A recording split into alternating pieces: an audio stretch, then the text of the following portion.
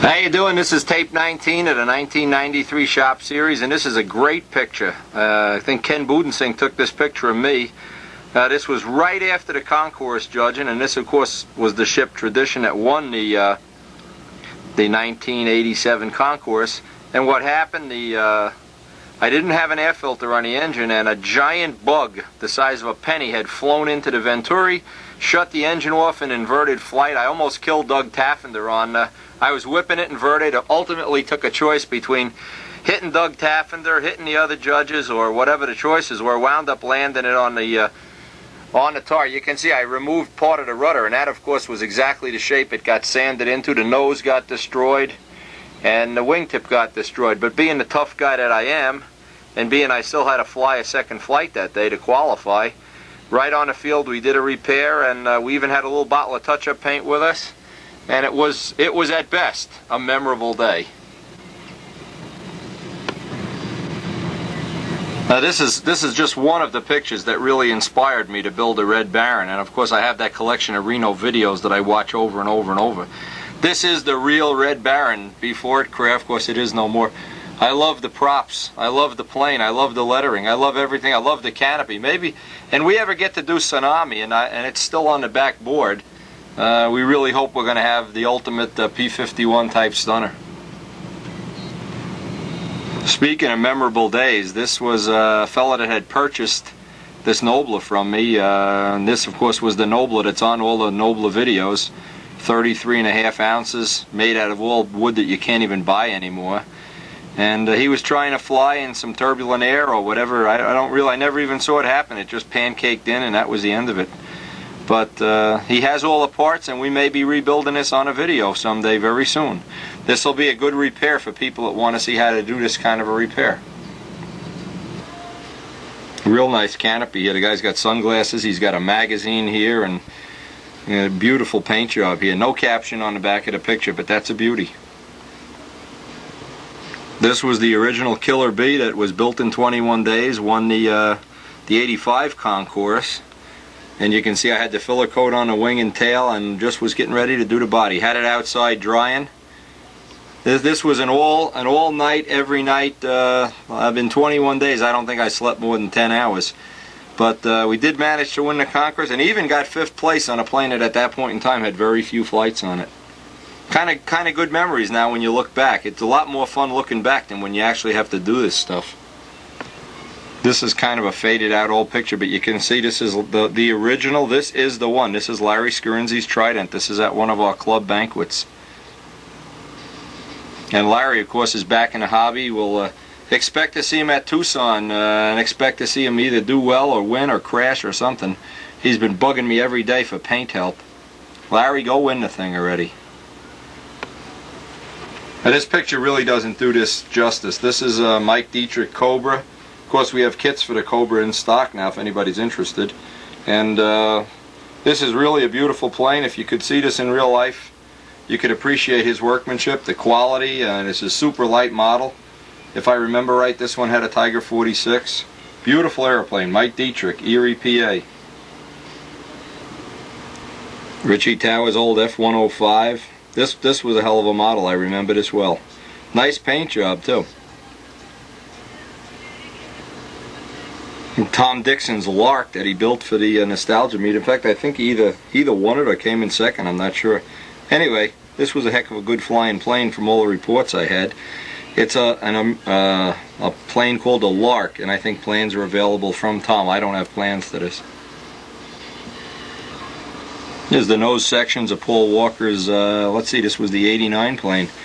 Super Tiger 60. Nice set of wheel pants. Nice cowl shape. This was kind of like a Cobra takeoff plane. It really looks nice. Nice cockpit detail on this guy. Real nice cockpit detail. Sidewinder. This is the original Sidewinder. Look how nice and thin the wheel pants were, too. This is Russ Hunsberger's wife, Sandy. Affectionately known as Busty Hunchnagel. Anyway, we rib her a lot, but she's a real good companion to Russ at the field. This is his old 60 ship, the original Persian. Funny story here, Russ had 3 flights on this plane, picked up the handle upside down and put it in Flushing on a tar. And it had to be in 1,000 pieces.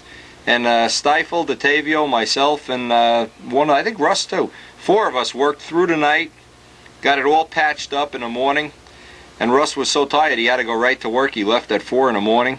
And so what we did is we told him, well, John and I will go fly the plane and make sure the wing doesn't fold, because most of the damage was to the wing, of course. And we'll call you and let you know how it worked out. And what happened is, Russ was at work. We went flying. The plane flew great, by the way. It wasn't even out of alignment or anything. And what happened, we called him at 3 o'clock and said, oh, Russ, oh, man, the plane went in. The bell crank come out.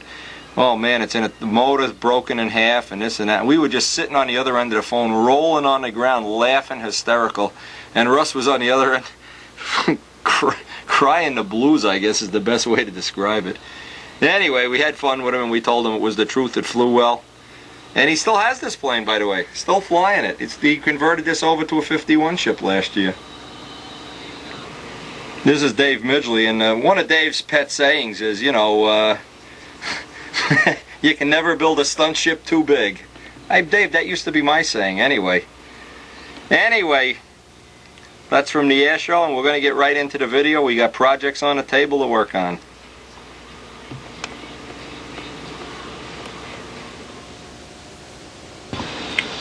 Now, we ended the last video with spraying on the clear on these wheel pants.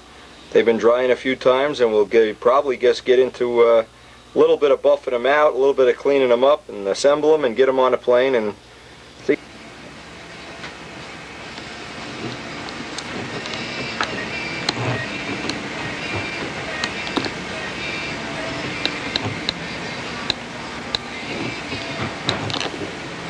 Now we finally got the wheel pants installed. Put the little brass bushings in the wheels, got them buffed out, installed on a plane.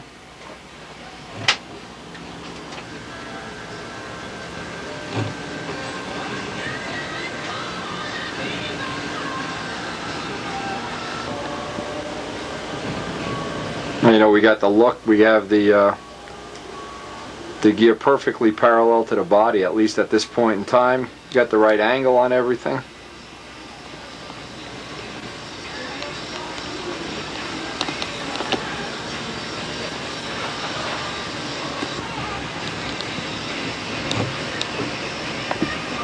So we took a weight on it, and it's about 5/8 of an ounce for the wheel pants over what the grass gear are, so it's totally acceptable.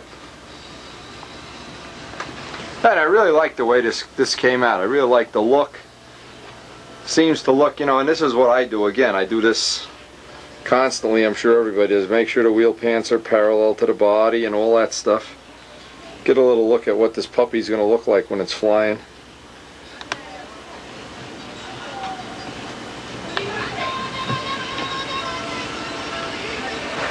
Anyway, we're going to get on with other projects here now. Put him away for a while. I have to make some lightened up back plates for the spinners. Want to get some of those done today. Want to try to make some handles too before we actually have to go over for our house project.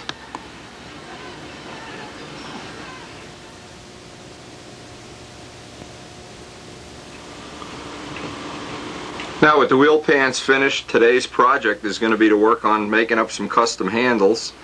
And I don't think I ever actually showed on the video how to make a handle, and I'm sure there's people out there that want to either make their own handle or custom, you know, tailor a handle that they already have. So I'm going to put a little bit of a dissertation on what I know about handles on this video, and then we're actually going to go out and make one right on the video, and I think that'll be a big help to you since all of us need handles. Now this is the drawer I have. These are the handles I sell commercially. These are the normal Pro Stun product handles, and the special aircraft quality cable that we use. I want to go through a couple of things on a little diagram that maybe will help you custom tailor a handle to your own specifications and to your flying skill level.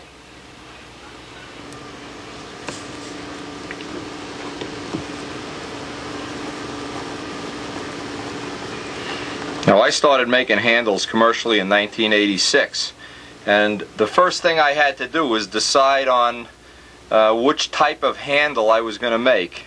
and I want to tell you how I arrived at that decision. First off, I went out and flew over the years. This is an easy just type of handle, and at the time there was available a handle, a true just handle. It had very long arms and it was self-adjusting. And then there was a type, I don't know who was responsible for this, Baron, Martin, or whoever, that had a bar up in the front and the cable kind of looped through here. That was that. So basically there were three choices at the time, and my feelings, if I was going to manufacture a handle, is I wanted to have it adjustable. The reason for that being, at the time the world was transitioning from, and this is in the 80s, it was transitioning from 40 and 46 size ships into 60 size ships, heavier and heavier ships. And what immediately was apparent was that this type of handle was more adaptable to larger ships. The longer the arms were, this was adaptable to smaller ships, nobler type ships.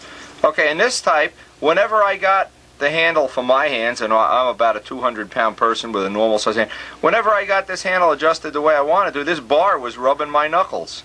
I never really was comfortable with this kind of a handle. So I had to make a choice of the three, and of the three, being the long arm handle was already being manufactured, I went and made a variation of what amounts to be an easy just handle. Now, some basics. And maybe these are overlooked by a lot of super experts, I don't know. There's nothing that I can think of all the things you can do to trim a plane, nothing has the amount of adjustability and variability as the handle. The handle is absolutely number one in getting the most performance out of an aeroplane. If I was to tell you we were going to go to the Nats and you had your choice of any trim adjustment you could make to a plane you had never flown before. Let's say you could change the nose weight, change the tip weight, change the lines, whatever. Adjust the flaps to neutral. The biggest single trim adjustment you can make to adapt an aeroplane to your flying style is the handle. The handle is number one for sure. And just some of the basics. If you have a low skill level, you'll probably want to have, and I'm just making this as very basic as possible, the cable as close to your hand as possible. Okay?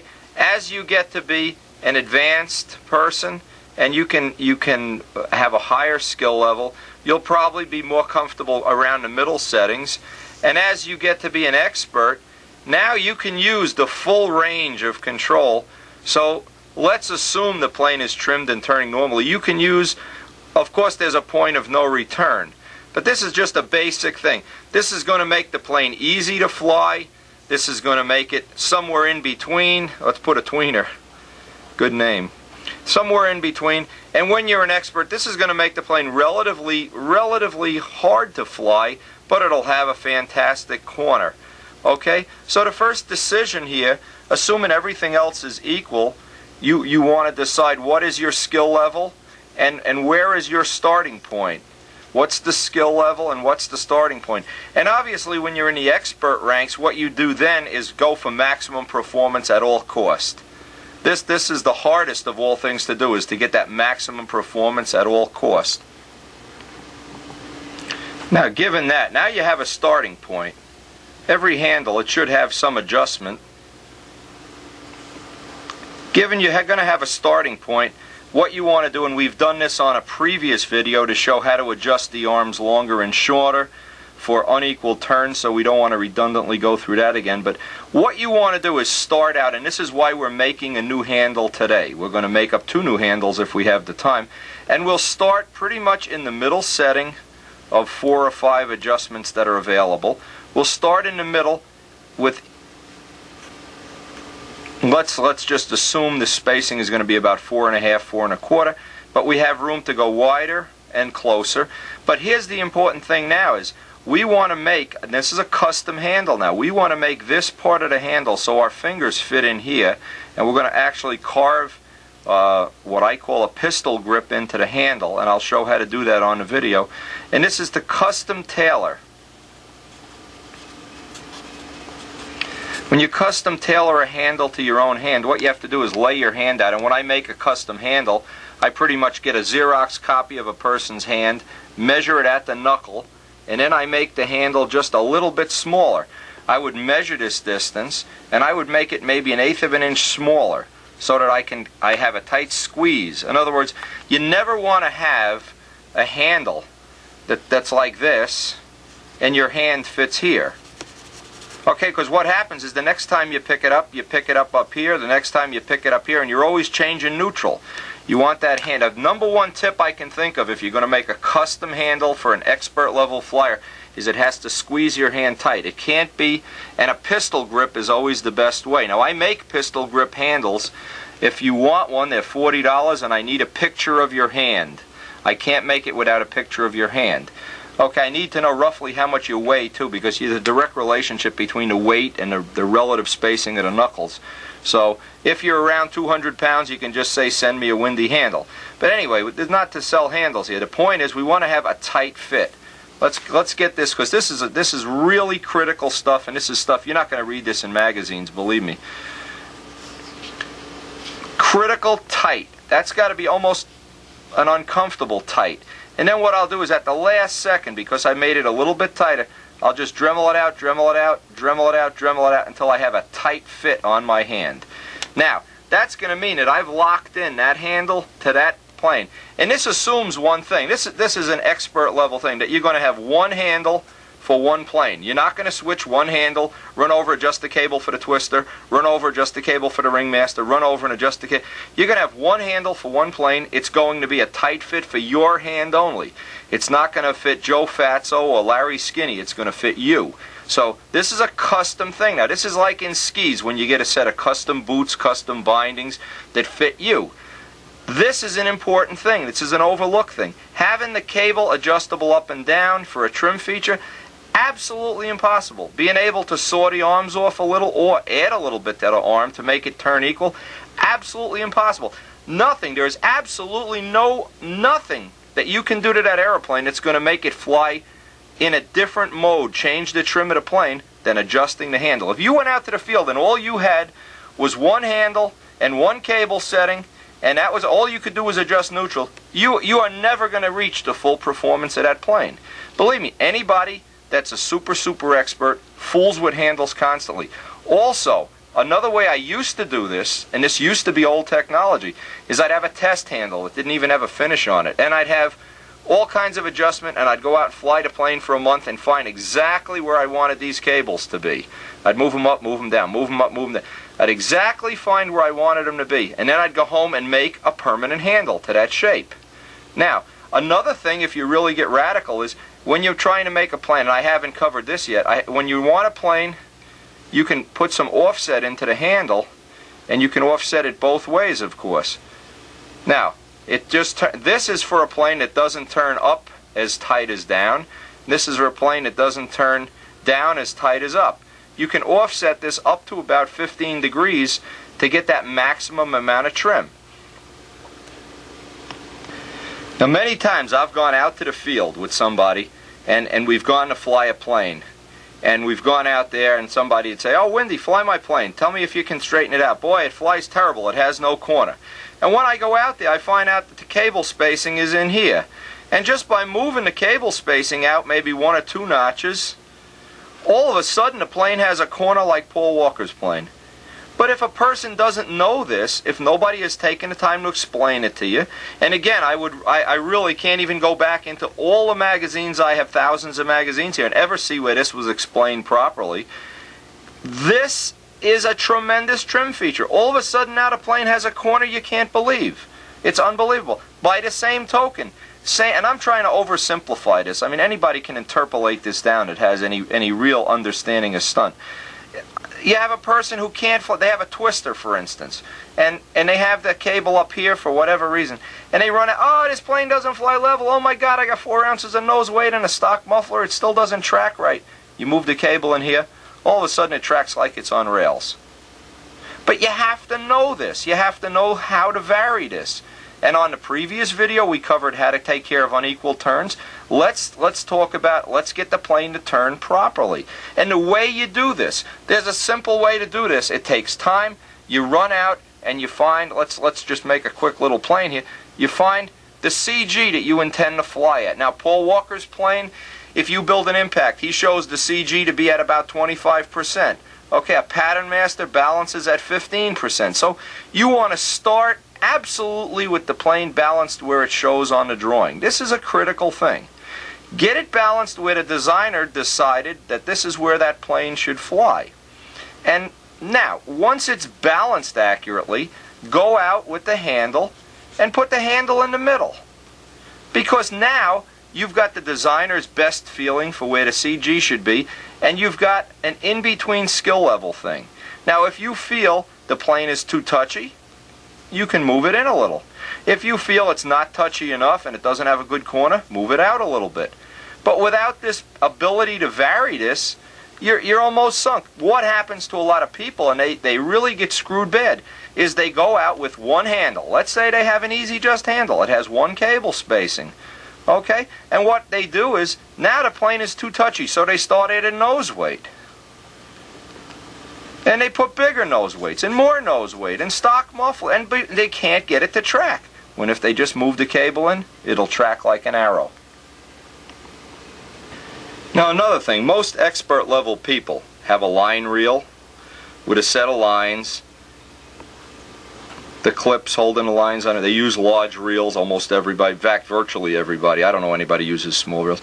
And they leave the handle, once it's finally adjusted to that plane under those conditions that you fly with your skill level, it's a permanent thing. This is now a permanent part. That's why I marked the reels. And you know, you put on here whatever, blah, blah, blah, blah, blah, Windy or Joe Smith or whatever. This is a permanent part of the airplane. This is not something you run over and take this handle now and go fly somebody's ringmaster and get it all out of adjustment. If you think I'm kidding, talk to Billy Suarez. Billy Suarez sat at the field many, many days carving little niches in the handle, carving little things up here so his hand. So it has to feel like, and when it's done right, and when you have hundreds, boy, that's a nice hand, huh? 12 fingers. It should feel like these cables are coming right out of your fingertips. When it's all set, it shouldn't have any little sharp edges, any rough edges. That's why we sell grip tape. Grip tape, you can custom tailor the handle to fit your particular hand. You know, obviously everybody doesn't have an interchange. Imagine if you went to a shoe store and they only made one shoe. You know, they made shoes that fit Big Jim, and you look like Mike Rogers. But you'd be hobbling around for the rest of your life. But this is a concept. This is a part of the airplane. The reel, the lines, and the handle, all adjusted in the box, ready to go. Custom fit to your hand. This is an expert level thing. I don't see Paul Walker running around switching handles between flights, or Jimmy Casale or anybody like that. You don't see that. People get this set up, and this is, before this gets to be, I just want to tell you a funny thing.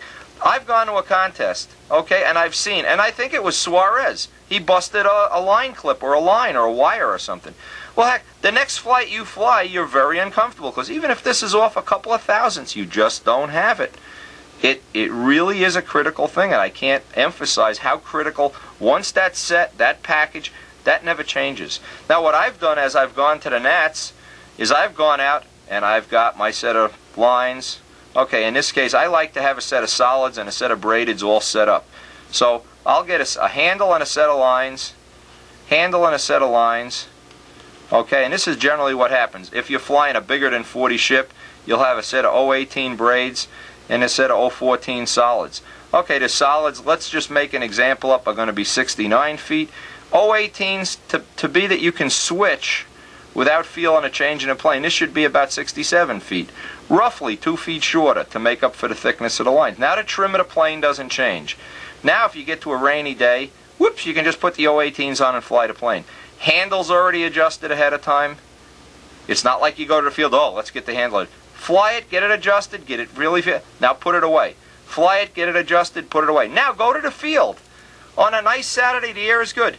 Lay out both sets of lines. Fly to braids, fly to solids, fly to braids, because you're going to need little adjustments in the spacing of the handle. Generally, you'll need a little less. In other words, the cable will be closer to the handle when you use solids. The cable will be further away when you use braids by about 1 one adjustment. That's what I found. But you want to get it that it flies exactly the same, exactly the same. And now, when you go to a contest and it rains, you can use the 018s. When it's nice, you can use the 014s. You have that as a trim feature and a variable trim feature. So, that's an important concept. Now, I don't want to get into any more detail in this because we're going to show making a handle. But I want to emphasize that this is absolutely the #1 trim feature.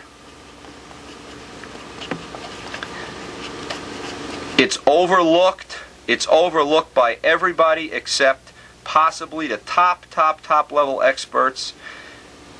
Top level experts know a minor adjustment to a handle can make a plane that doesn't track right. It can make a plane that's a slug turn into a corner king. It can turn a plane that's a corner king into a slug. Having it right. And I plan on, after we get all these planes, bench trimmed, and we're in the process of running them and making wheel pants and everything right now, what I intend to do is go out to the field with all this equipment and show on a given day at the field how we would go back and forth and walk through a typical trimming of the plane when it's new. And I'm sure people will get some value out of that, seeing how that's done. I've been real fortunate in being able to go to the field and get this accomplished in maybe 1 or 2 days of flying. Some people it take months of flying. It may be that I have just done it more than a lot of other people. But handles, let's keep in mind, if you get nothing else out of this video, if you get no other concept out of this, it is the #1 feature of trimming the airplane. It is #1. If you limit yourself in any way, you will be losing, the performance envelope will be cut down considerably.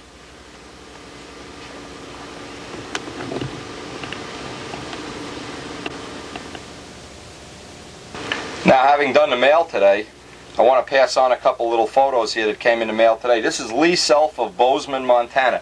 The reason he sent this picture in is we've been talking back and forth on the phone quite a few times, and he had done this ship in acrylic lacquer and not used any Flexwell. And I don't know if you can see it on the Macklins, but the paint has cracked over every rib bay. Now, the reason for that is he didn't put any Flexwell in the paint. He wasn't aware that you could, or had to, put Flexwell in acrylic lacquer. So an important lesson here, put the Flexwell in the paint. See, it isn't important if you put it over this. This is not going to flex like the tissue. But it's a shame now. Here's a plane that's got a beautiful finish on it. It's all set to fly. And after a few flights, the paint cracked. I can remember that happened to Ted Fancher in 81 or 82 where he had scotch tape up by the wing of the plane. It's unnecessary now. Anybody should know about Flexwell. Haven't seen these videos. That'll save you a lot of time and energy. Now, these are photos from Anthony Schlatter in Canada, and I'm just going to run through these real quick. This is a Nobler that's been rebuilt 3 times. I see he's named it the Mark III. I wonder if that's relative. Some pictures of some nice bipes. This I love. Boy, I love this paint job even. Boy, Joe Adamusco would really get excited about that paint. That's beautiful. Notice the profile landing gear. This is a profile bipe. He's got Pro Stunt product profile landing gear. Another one of my favorites. Another one. The Fierce Arrow. And I can see, this is funny now. We're talking about shop stuff. How he's rebuilt this Nobler. It looks like a Nobler Junior, but it looks like it's been rebuilt here in this one. Hey, and here's a nice picture. Speaking of nice picture, of a nice, well-organized shop. Look at all the tools on shelves, everything on racks, things hanging up in the ceiling, track lighting, a nice bar stool, quarts of paint. This guy's serious. Well, a drill press. Anyway, sometimes just looking at somebody else's shop, you can get some great ideas. Certainly, I appreciate when people send me in photos of their shop, because very soon, over at my new house, which I should have in about 2 months, I'm going to be putting together a complete workshop. And maybe I'll even videotape little segments of building a bench work and doing the things that'll make it easy for a modeler to get the most out of this space available. Anyway, we've got a few giant photos here. These are 8.5 by 11s from Stephen Greneau today. I just want to run these through on a camera too. These are some of the planes. These are beautiful. He's in photography. Nice big photos. These are beautiful. These are frameable pictures. But anyway, you know, not everybody's building Pattern Masters and Cardinals and stuff. There's a lot of people building this type of plane. And this certainly looks like one of the nicer finishing jobs, paint jobs, whatever, monocoat job, it doesn't matter. Anyway, that's it for the photos for today. And I want to get on with building this handle. So thanks to everybody. Thanks to all the people that are sending photos in. Let's get them all on a video. Let's share our new building projects. I like this a lot better than magazines. And thanks again for sending in the photos. We're going to go down the shop. Now we're down in the shop and we're going to make up some handles today. And I just want to start with some basic things. Before you make a handle, you should make a template. And let's kind of do this on the macro lens. Now see, for my hand, I have a little bit of slop here. So when I make this handle, now this is going to be a custom. This is a customer handle. This is what I would use if I was making up 1,000 handles for people, because the average person might be a little more than 200 pounds. But for me, now I'm going to make a custom handle. Well, the first thing I'm going to do is when I make my template for my hand, I'm going to add maybe 1/8 of an inch in here and 1/8 of an inch in here. I'll leave everything else the same. But you have to start with a template. This is pretty much a template of what used to be an Easy Just handle. But you custom tailor it for your own hand. You don't have to, it's like shoes. You don't have to go in and buy the shoes that Jim Greenaway wears or Joe Adamusco or somebody that's a bodybuilder. You can kind of, now it's going to be a little bit too tight, but I'll put the final grinding in here with a Dremel tool, and then I'll carve the pistol grip, and I'll be showing this on the video. I'll be carving.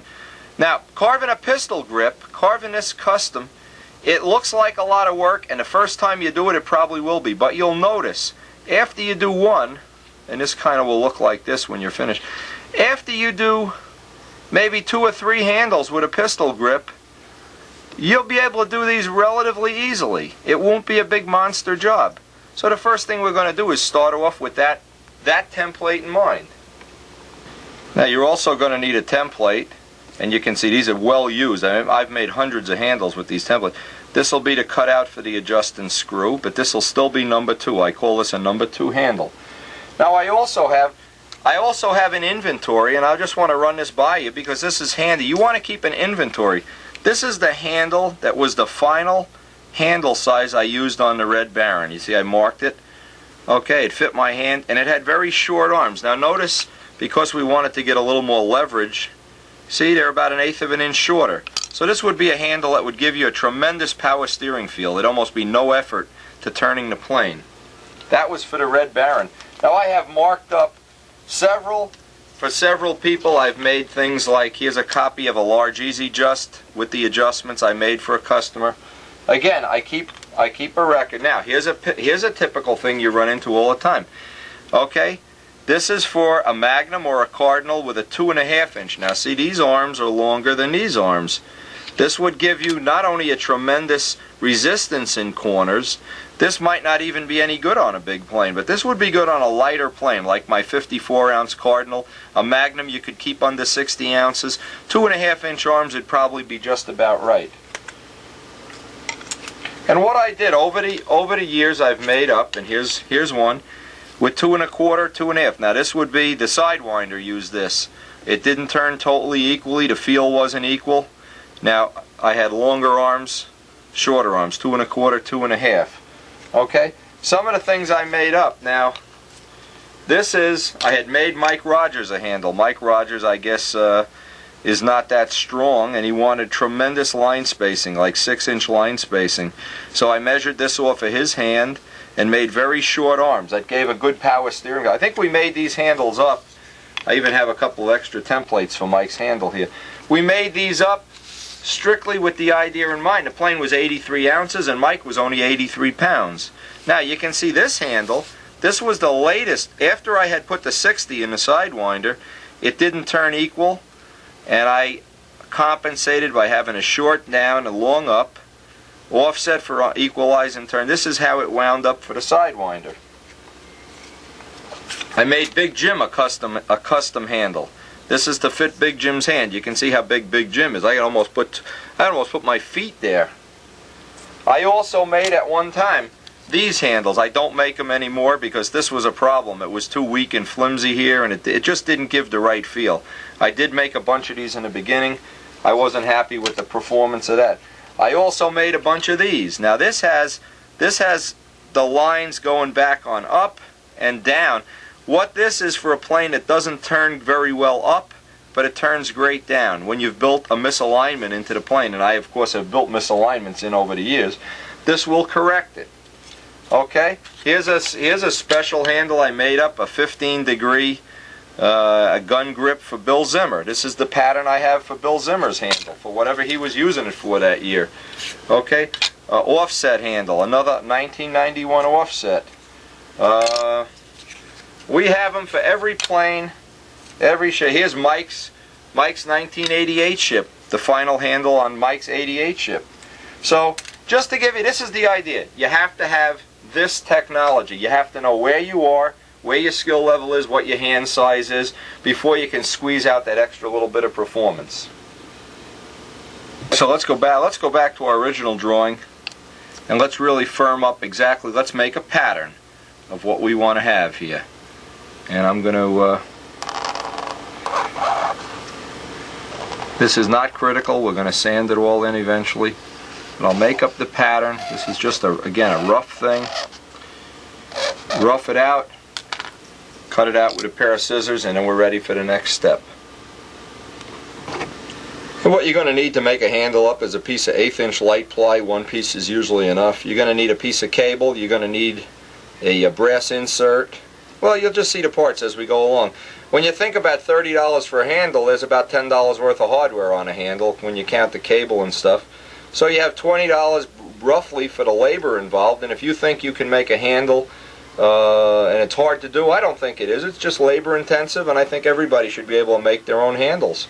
It's not, you watch the video, I think at the end of this video you'll be able to make a very nice, reliable handle. So get a piece of light ply and let's start tracing out our parts. Okay, step one is transfer your little paper pattern out onto a piece of light ply. Pretty self-explanatory. Okay, now you can get some idea how this compares to our number 2 template. We have a little more thickness in the middle, a little more thickness at the end. So this now becomes our pattern. This will be now, and I'll mark this up, this is the 1993 tweener.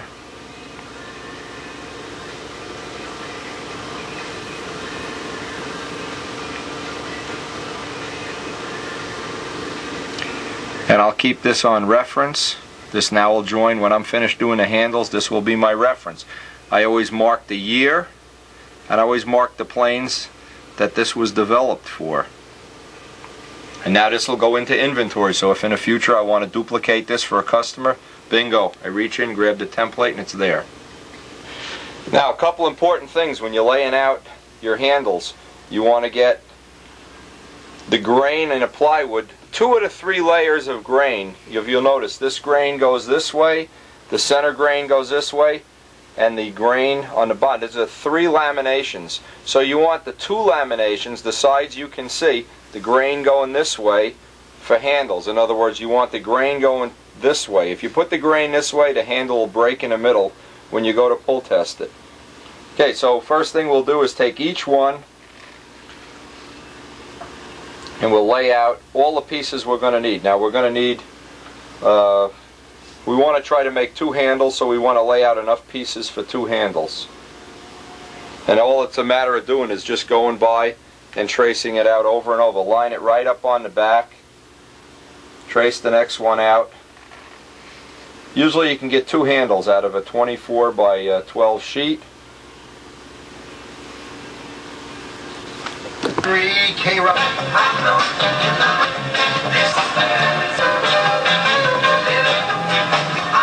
Rock and roll all summer. Okay, with the pieces all traced out, you're also going to need a center laminate. And what I did is just take the pattern and just rough out this. You don't really need a pattern for this. This is going to be the center piece of the handle when you see how this is made. So the next step is we'll run over to the jigsaw and let's saw it all up. We can do that off camera, that's for sure. Get this all sawed up and we'll have the parts for 2 handles. You need 7 pieces to make each handle, plus a center section. So we have 14 cut out here, and 2 centers. This will be enough to make 2 handles.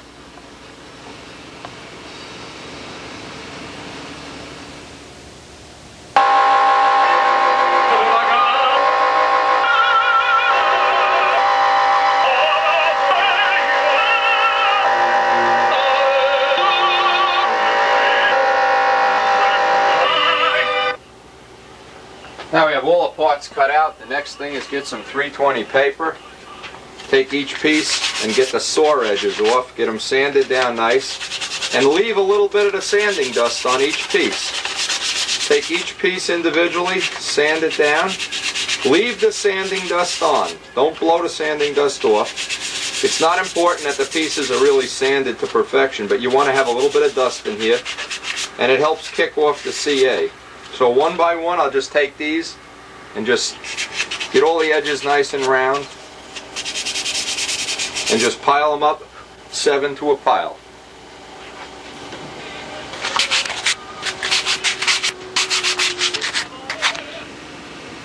Okay, with all the pieces cut out and sanded, we're ready to go on to the next step.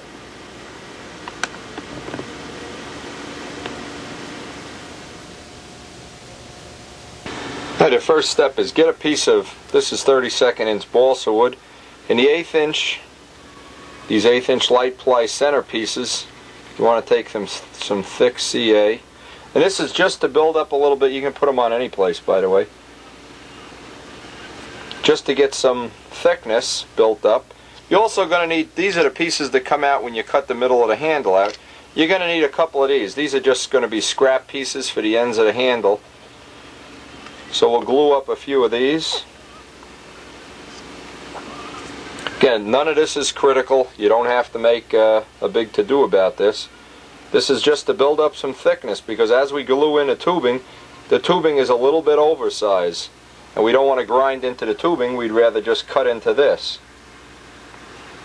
So we're going to need 4 pieces of scrap. This is to make 2 handles again.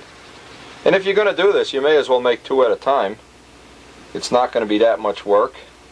And you'll probably just be gloating over the fact that, you know, you did it yourself, and that's nice.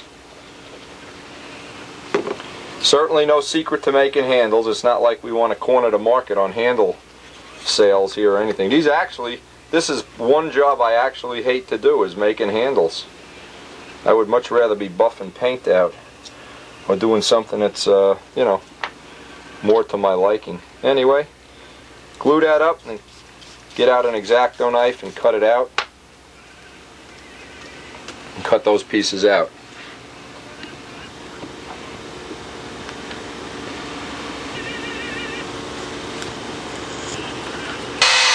Because we start a new... Okay, the first step, take one of the pieces that's already been sanded out, get some thick CA, and you want to laminate 2 pieces together. Now, one of the ways I've done this in the past is just use some 1/4 inch ply. I don't have any 1/4 inch ply in stock. 1/4 inch light ply is a decent choice. What I do is I put the thick CA on one piece, put the kicker on the other piece, or else it takes 3 days for it to kick off. Join them and make 2 pieces like that. They'll roughly be 1/4 inch. Again, none of this at this point in time is of a precision fit. We're not making precision parts here now. We just want to get these roughed out. You got to kind of pray. You can feel it kicking off. The parts get hot because the kicker is actually inside the joint. Otherwise, you kick it and the glue dries from the outside in. That's a nice solid piece. We want to make 2 of these. Make 2 for the first handle. Okay, we have all 4 double pieces. Obviously, we're making 2 handles at once here. Now, one of the pieces that's laminated into 1/4 inch, what we want to do is take the piece with the balsa wood side up. It's very important you have the balsa wood side up. And just attach this. Make sure you get a good coat of glue on this. This is a very critical part of the handle. It adds a lot of strength to the handle. And if you watch how this is done, if you go right down the sequence, I've kind of eliminated all the, by a trial and error process of making hundreds of handles. Can really knock these out in a very short amount of time. Okay, what you need to do is get that piece on there, Make sure it's on nice and tight. Now I'll try to show every step on a macro lens here. This is what we have. The balsa wood is on the side facing up, plywood on the side facing down, 2 laminates, and we're going to go get our little pieces of tubing which comprise the adjuster part of the handle. Now over the years I've made up a hardware box of parts that I use to actually make the handles. Of course I have the anodized little clips, the special screws, the pieces of tubing all pre-cut. You'll have to cut these. This is 1/8 inch. You can use fuel on the tubing you use to make tank vents. I use aluminum tubing. It leaves a softer edge so it doesn't cut the cable. These little crimps available from SIG or available from me. Special 440 screws that come from micro fasteners. This is all hardware. If you need a hardware kit, I can even supply the hardware if you don't have an ability to generate this real easily. But anyway, what I'm doing, I'm over here and I want to line up. Now because this is an oversized handle, I have room for extra adjustments. So I put as many tubes as I can. This gives me as many adjustments as possible. And I'm just laying these in a little puddle of thick hot stuff right now. Again, I've got these are the scrap pieces that are left over with the balsa wood side up. And just kind of hold it in there till it kicks off.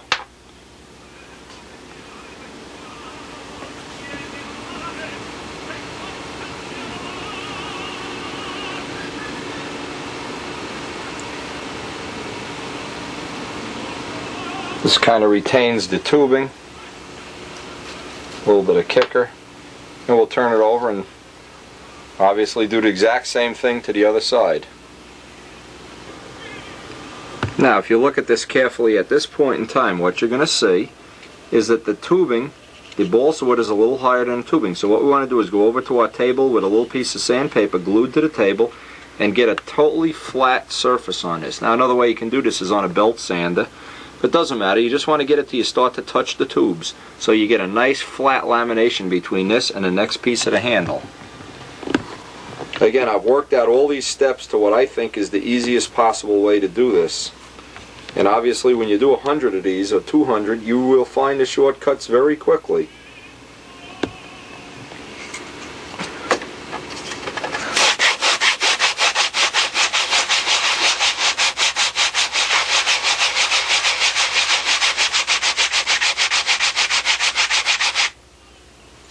See, I'm just starting to hit the CA. Okay, that's fine.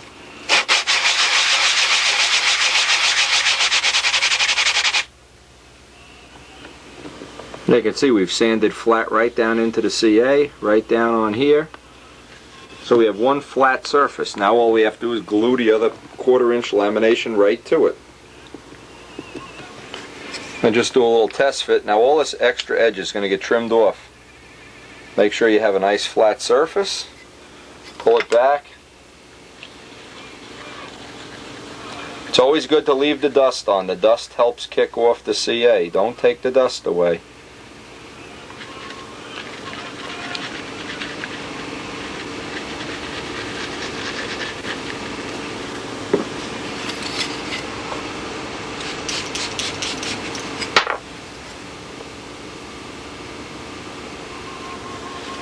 And just hold that. You'll feel it get hot when it's getting ready to kick off.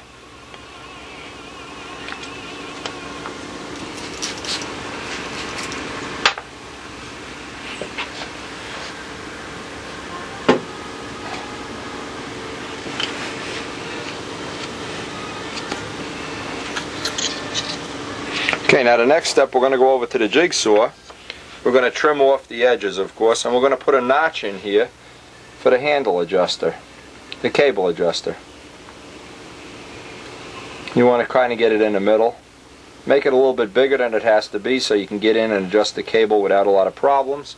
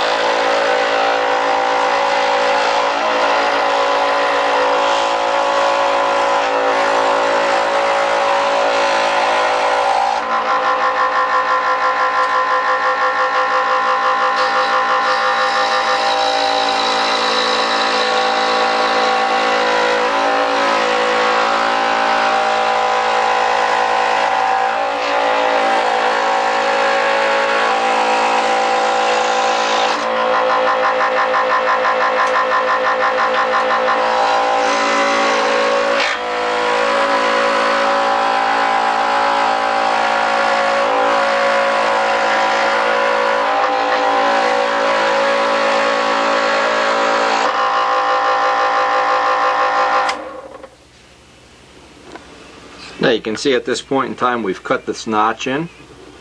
And you can see all the parts are a little uneven. Well, we're going to true them all up. Don't give it any thought right now. We're going to carve this whole area out. Don't even give it any thought. At this point in time, that's fine. Now we want to put the sides on next. What I do is just get this side a little bit dusty. This is one of the parts you really want to be strong.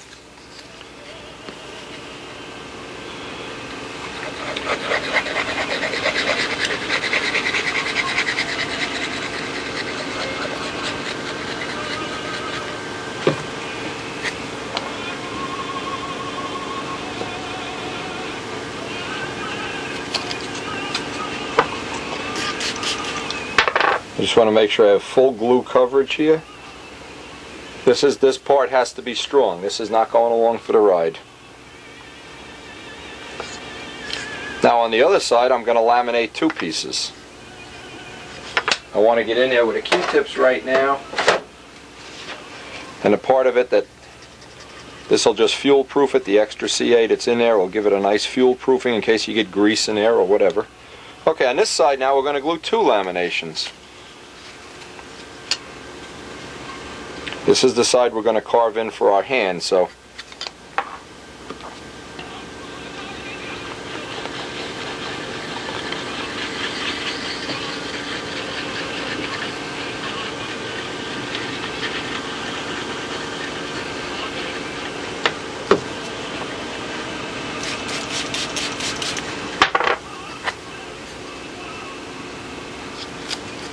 okay.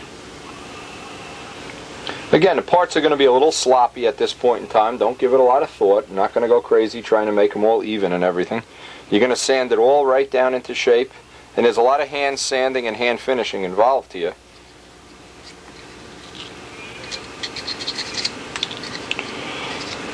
Okay, now the extra piece that I have, I'm going to put on the side that I'm going to carve the grip into. So again, at this point in time, just laminate up another piece. If you're not going to put a grip in, this will be enough pieces now.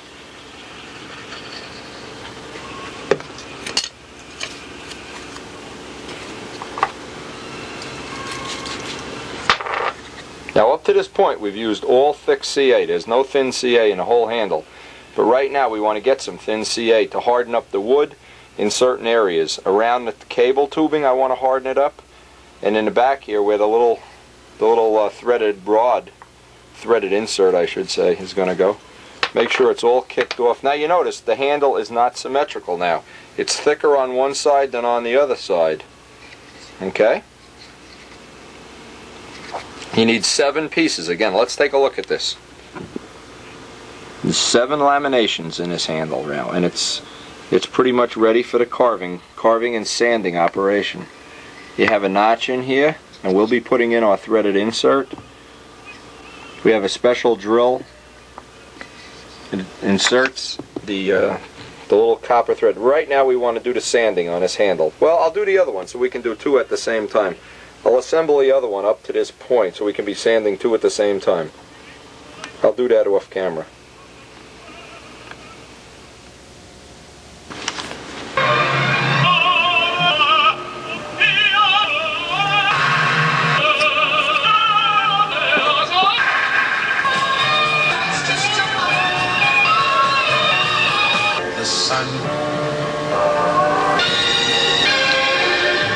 Okay, now we have the 2 pieces glued up.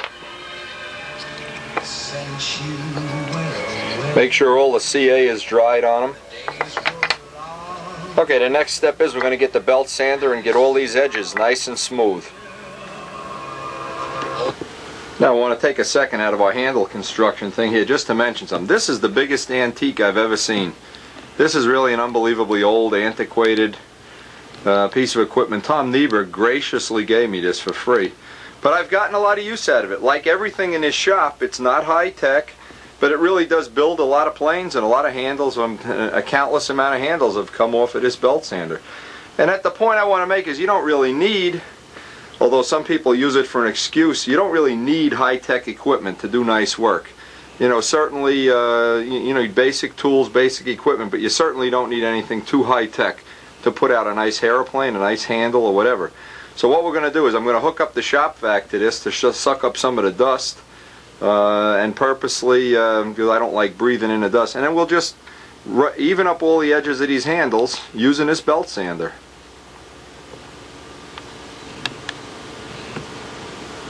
Now obviously if you didn't have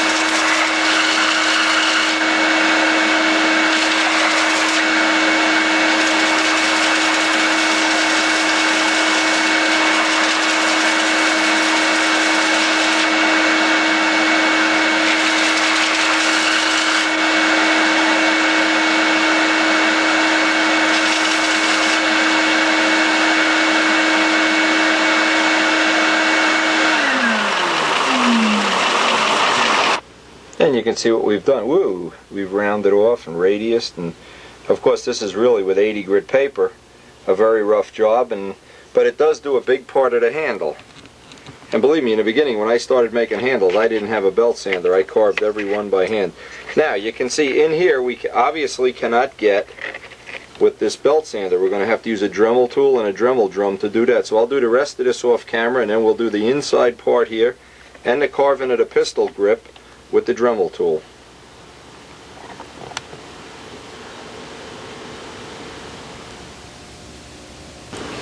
Let me mention another thing here. I got this shop vac for Christmas. This is a super powerful 3.5 horsepower shop vac. And what I'm going to do is, while I'm carving that inside with the Dremel tool, I'm going to be using this to suck up all the dust so I don't have to breathe in all this dust and get the shop all dusty.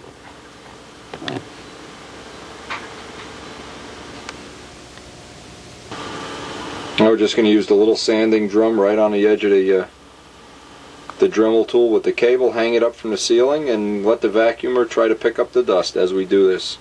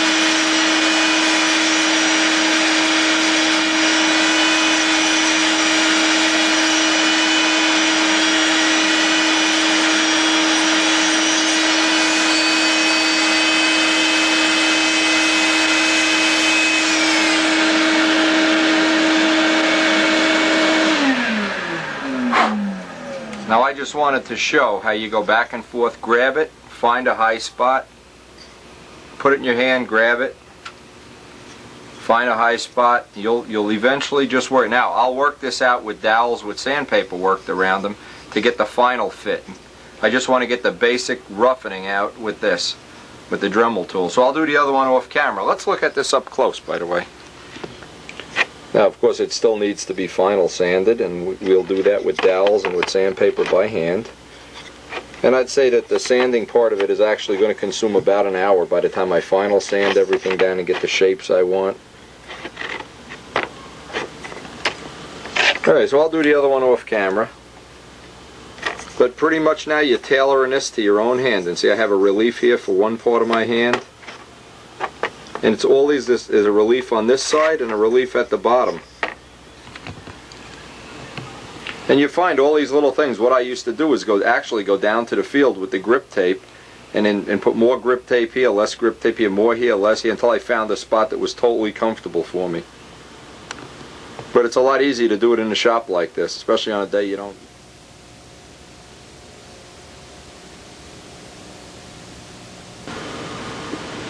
Okay, we got all the rough carving done. Now we're going to get out some dowels and some 80 grit, 240 and 320, and do a final sanding. And then just go back and forth and get it perfectly comfortable for a hand fit. And this is the part that really takes time. Now, if we spend an hour, hour and a half on each handle, we'll get a perfectly smooth, perfectly good pistol gun grip, and it'll really feel comfortable for the life of using this handle.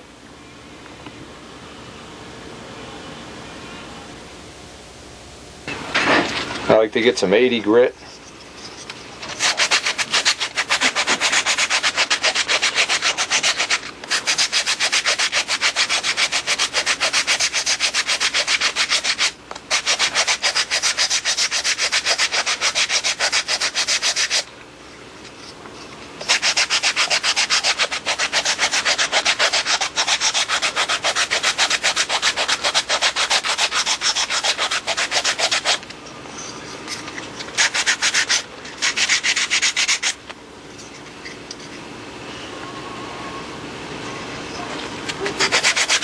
Now, one of the advantages of using this type of a handle is it's virtually impossible to pick it up upside down. It would, when you have an easy just, part of what happens is you're always tempted to pick it up upside down. When you pick this kind of a handle up upside down, it feels all wrong.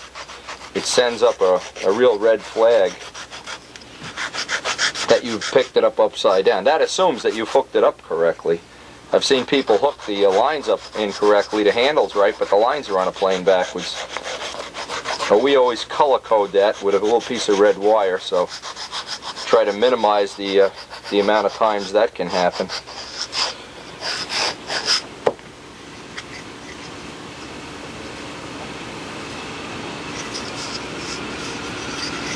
Alright, so we're just going to work on this for about a half an hour and I get this all sanded in real nice.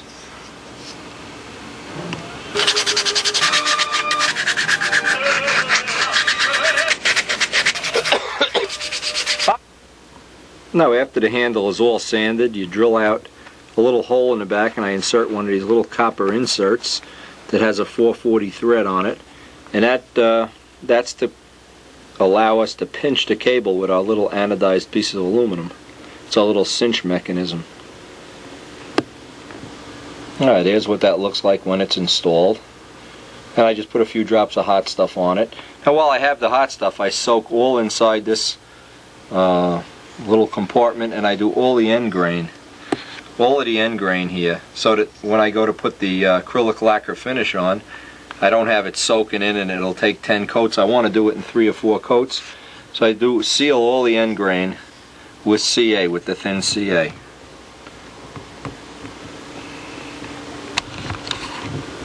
Now you take a 440 bolt and a piece of wire and just make a little attachment so you can hang these up while the finish is drying. Otherwise it's impossible to get a nice finish on it. There's no way to hold it. Now you have a little attachment piece that you can just hang up on a pin. I put a pin in the ceiling and just hang it up as the finish is drying. And once you get the end sealed up, the best finish I've found is acrylic lacquer. Thin it out about 50-50. It'll take 3 or 4 coats brushed on. If you have the ends all sealed up with with the thin CA, you won't need more than that. If you don't seal the ends up, then you run into a problem. I tried different epoxy finishes and K&B epoxy and the Imron finishes, and acrylic lacquer is the most practical for all purposes. Just hang it up by a heating vent to dry. Give it a half hour between coats, and the next day you can rub it out, buff it out, sand it out, whatever it is you want to do.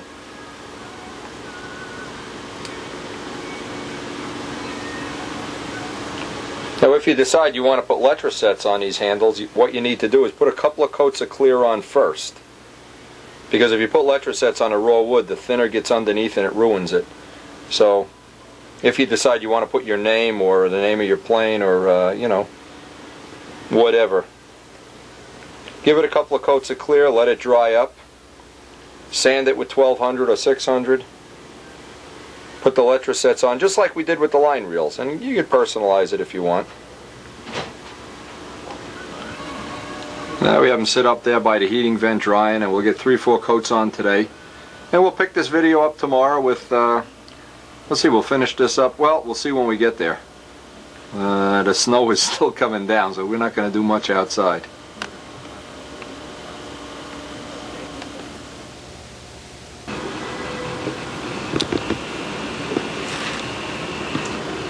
Okay, today we have 3 or 4 more coats of clear, acrylic clear on this, and then we'll sand it out. While that's drying, Russ is over here, and we want to, this looks like it's going to be the last coat of silver. Russ has it all sanded out.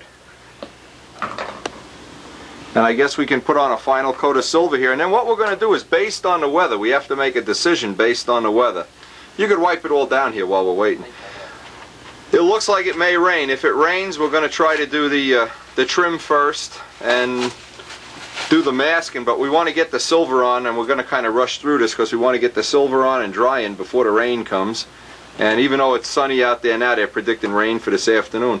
And this is just one good point to remember is, before you plan out a paint job on a day that you're going to probably do the trim or do a lot of the main painting, you want to kind of evaluate the weather. I mean, if it's pouring rain, you don't want to be painting the plane that day. You want to try to postpone it, or in our case, we can turn the heat up in the house a little bit or whatever, go out to the garage. We have a lot of choices, but right now when this plane has a coat of silver and it's dry in 2 or 3 hours, I'd say, we actually could start masking it off.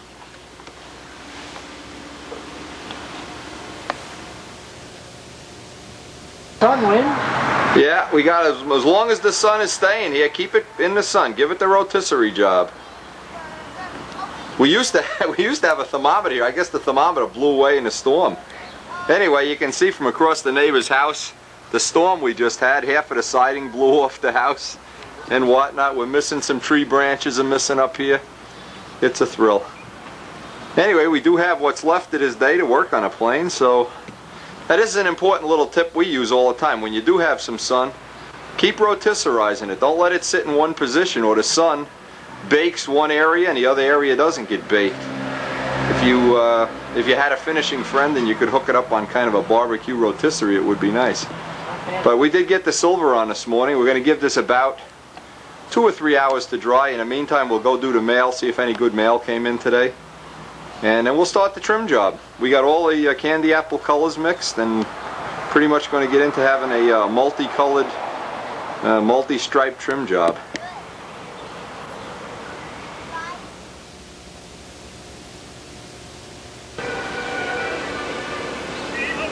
Now, doing today's mail, these are some photos of, I'm just putting them on here real quick, of the ships in Sweden. This is his Swedish flying club, and he lists, I don't know, I guess we got 6, 7 people here that all fly stunt. Lars Roos. This is the motor that Lars Roos is trying to use, his rear exhaust motor here. It's a Russian-made motor, and I really can't give him any help on this. I've never seen or heard one of these engines run. What's significant about it, look at, there's a motor mount up in the front too. I think that tells you something about vibration control, that you know, how seriously motor manufacturers take mounting the motor solid into the mounts. Now we're just talking about finishing, friends. Here, look in this picture how he's got a block of wood and a vise with a dowel going through it. Keep in mind, one of the bad experiences I've had with this kind of thing, if you hook it to the motor mounts and you have, for some reason, don't have rock solid nose construction at the end of a week or a day or some amount of time, you can put a real nice twist into the fuselage. It doesn't happen instantly. It takes a long time, but when you're all done, you can wind up with down thrust or up thrust or something. It's much better if you can do it the way we do it. Never mount anything into the motor. I like to just hold it in different positions, mount it on paper towels, do the top, do the bottom. You know, people that do this, you do run a risk that you're going to make the plane into a banana.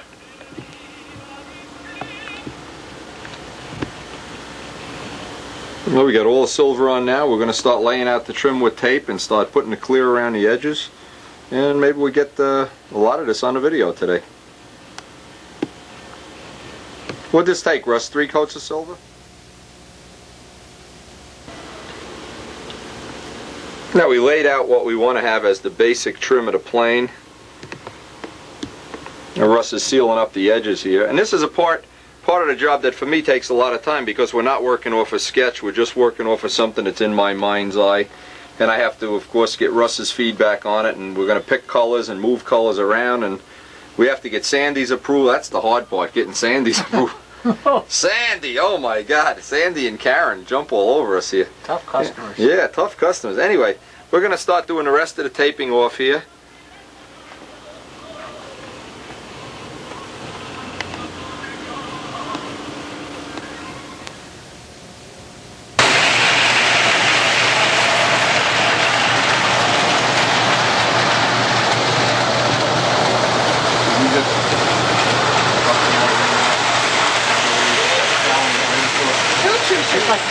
We got a lot of visitors here helping Russ do his paint job here.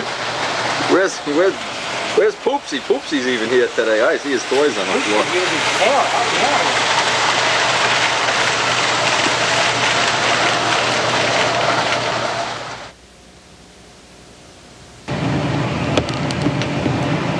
Okay, we have the whole first layer of tape here. We're going to start getting the aluminum foil. If you've seen the other tapes, you know the aluminum foil technique. We'll get the aluminum foil on here and start getting the colors on.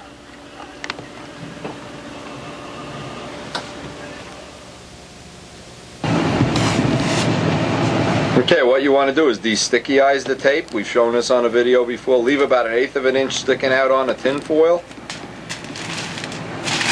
Okay, just go over and plop it down wherever the trim. Now, when we're doing this kind of a trim job, the trick here is to do the smallest color first, because we're going to start backmasking. So the smallest color here is the light purple. We're going to just, you know, real easily just backmask the purple here. Spray the purple, let it dry. And it isn't raining yet, is it, Mike? Alright, if it isn't raining, there's no problem. Then we're going to be able to, we'll get this color painted, and then we'll have about a ½ hour, and then backmask it. Just leave 1/8 of an inch sticking out over the aluminum foil. We've shown this over and over on the video shop series, so there's no point belaboring this. Alright, and we're just going to the only suggestion I can make is do the color that's the smallest first, and then just go backwards. The biggest color obviously is going to be with the base color of the plane. You know, I'm small. You gotta do it or not? Did you sell anything today? No. Well, I started to. Kind of happy with the way our homemade purple color's coming out here. Mixed up some candy apple purple and some white pearl. We're making up the little jars of paint that Russ will take home for his, you know, like the touch-up work. Anyway, the purple's on, it's drying. We'll give this an hour or so to dry, and then we'll backmask. While we're waiting for it, we can do the wheel pants.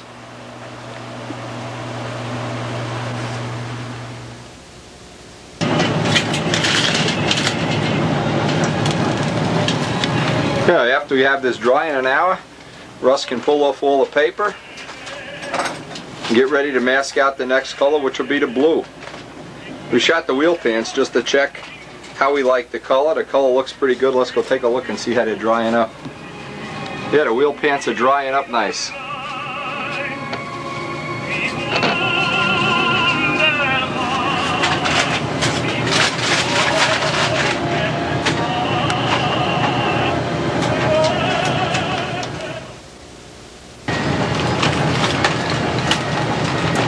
Alright, we have backmasked everything except the blue. We've sprayed in the blue. Let it dry a little while, and Russ is carefully, and this is the important thing, when you're pulling off the foil, you have to very, very carefully pull it back little by little. This is where you have to take some patience, because the foil, if you crush it down into the balsa wood while the paint is soft, it'll leave an impression, and we do have purple paint underneath this. Now the goal here is we wanted to get all the trim on a plane in one day, and it looks like we will be able, we'll pull an all-nighter here, and we will get this done. There's no question in my mind we will finish this tonight. Again, trick is pull it up nice and slow. You have to backmask each color by itself. And the only color left, actually the only color left is the red. See, I wanted to show that nose. The nose came out real nice. Really nice one. And then we'll work something up for the canopy. Now the next step is going to be, we're going to backmask everything except... Now while we're waiting for that coat to dry, we put a couple more coats of clear on the handles. Let them dry up. Put another coat of clear on all the line reels. See, well, the point of this is while one thing is drying, you can be doing something else. You don't have to get it all done at the same time. While one thing is drying, work on the line reels, work on the handles, whatever.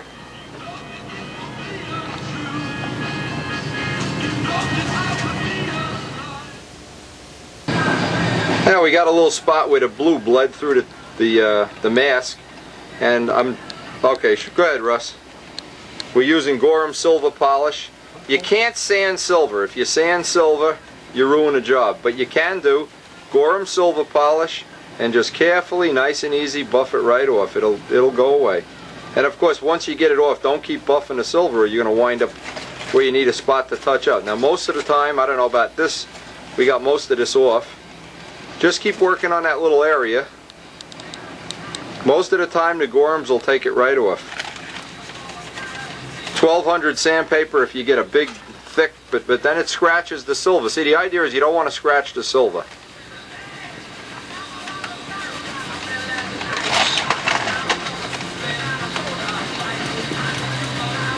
So just keep working it, you know, it takes a little time. If you try to rush this, it's a problem. Same thing with letrosets. If you get an ink line, let's say you're doing ink and letrosets, and you get a little ink stain on the white or whatever the light color is, Gorham silver polish will usually polish it right out. Come out? Pretty much. Okay, well, as long as you get 90% of it out. You can keep working it. We can always touch that up, even if you go, you know, you don't want to go any further than you have to, or else you wind up going through. That's the whole idea, is not to go through.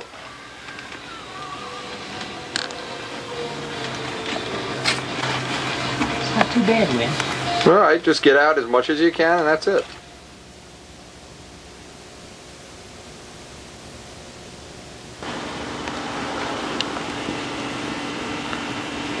Okay, we're all taped up. It looks like a mummy, an aluminum mummy. Yeah. Anyway, it's all taped up, and we're ready to do the red. Mixing up the paint now, get it ready in the gun, and it's pouring rain outside. It was beautiful a couple hours ago, now it's pouring. We're ready to shoot the red.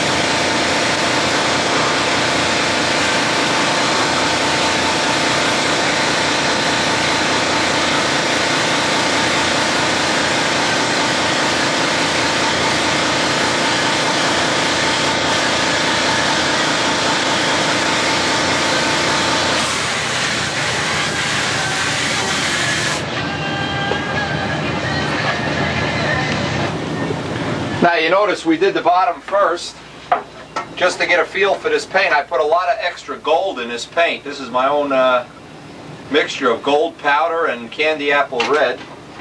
and it's a little bit too thick.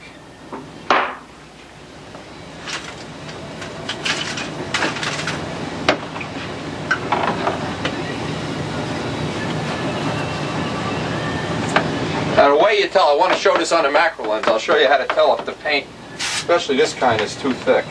That'll take care of that problem, but when the paint is too thick, you don't get a nice feather edge here. You get like a rough sandpapery edge. When the paint is just right, it'll just feather right out. This is a little bit on the thick side. I've gone and put a little 3608S thinner in the paint. Now let's see how the next part we do covers.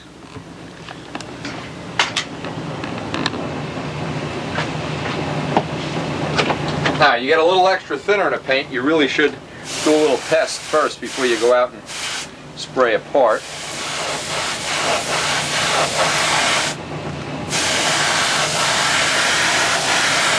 You know, when you have this much pigment in the paint, you're looking for one coat coverage. None of this nonsense going on. There's a little piece of tape coming up here. None of this nonsense doing 8-10 coats of paint. One coat of paint. Where the hell Russ puts the tape? Anyway, when you see a little piece of this coming up, we showed how to get the little piece off, because the reason we're doing this whole trim job in one day, and I don't want to take a chance on pulling up the silver paint. Anybody that knows what that's like, a lot easier to clean it off with Gorhams. Okay, that's what it's like in the real world. Everything goes wrong. Anyway, you should expect one coat coverage. Then when you have the right amount of pigment, one coat covers. If you're not covered in one coat, you don't have enough pigment in the paint, probably.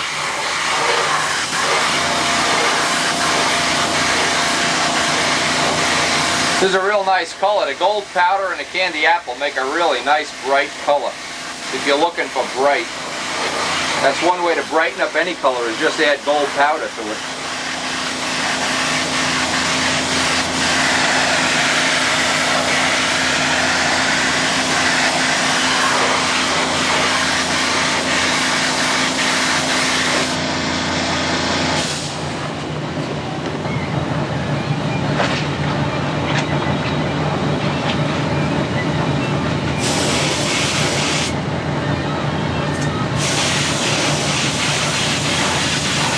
Now I just want to give this a second coat because it's the top with the brush, the gun strokes going in the opposite direction, so we don't have the little zebra stripe kind of things. Whenever you do candy apple, you should go one side to side, then top to bottom, and then on a 45-degree angle.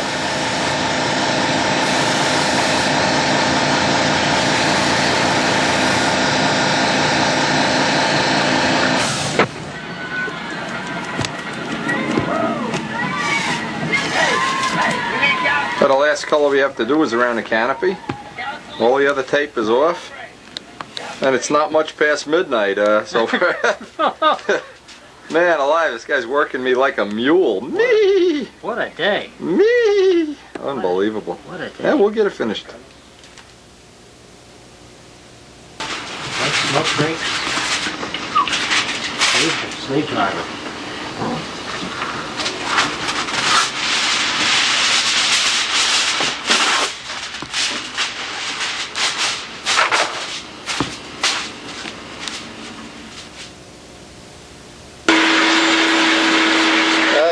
Beautiful day. Cleanup time. Anyway, we got the canopy on. In fact, we have all the trim now. The only thing left to do, we're going to let this sit for a couple days. Back mask it and spray to white. And that'll do it. Just another one-day trim job.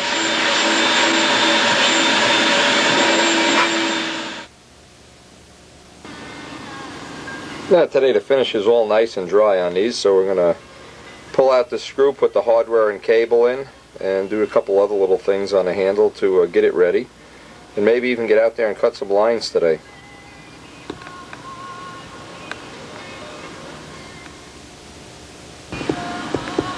Now the next step is you have to run a 16th inch drill down through each tube because the finishing material and CA gets into the tubes. So you get a nice new sharp drill.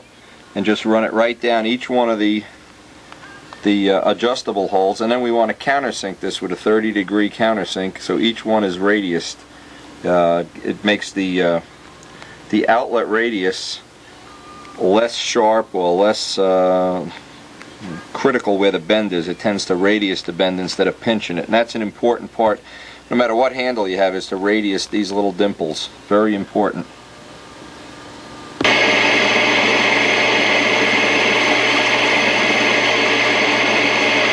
You want to clean all the finish and epoxy and CA and whatever else is in the holes so that when you're at the field and you're changing the cable, it's a relatively easy job.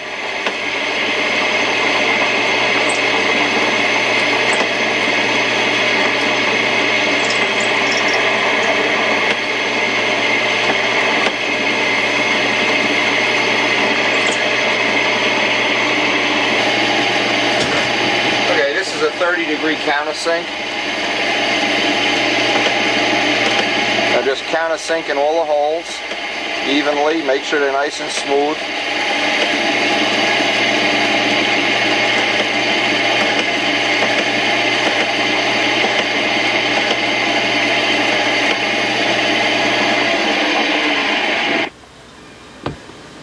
Okay, now with all the holes countersunk, we're ready to insert the cable through at the desired location we want to start our handle adjusting on.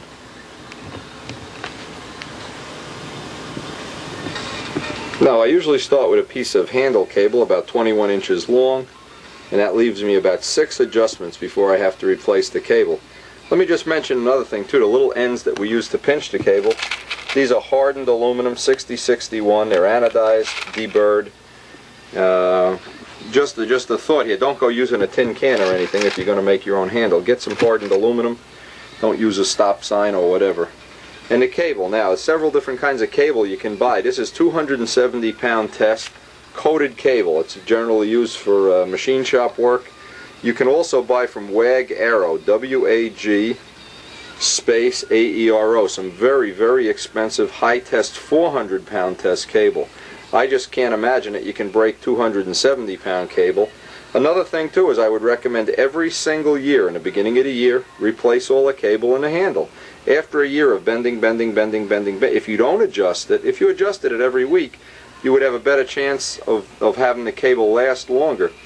But in the case of where you're going to set a plane up with one cable adjustment, where the cable exits the handle, it's going to be oil, we call it oil canning anyway, for the whole season. So replace the cable in the beginning of the season, reset the handle, and you know you're going to get a reliable year out of it. Why run the risk?